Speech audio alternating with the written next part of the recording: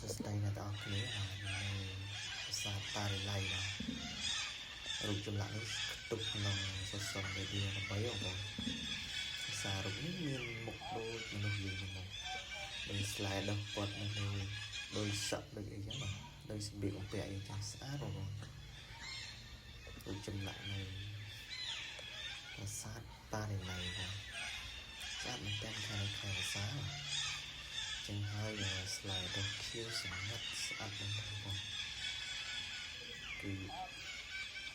ទស្សនាហើយគឺមិនចង់ទៅណាហើយគឺជក់ចិត្តទៅដល់ស្អាតមែនទែនធម្មជាតិពិតៗបង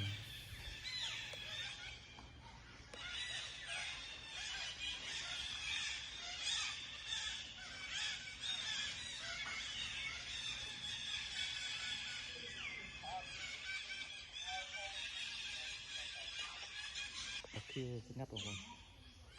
នៅប្រាសាទតារីឡៃនេះអត់ពេចអីដួលមក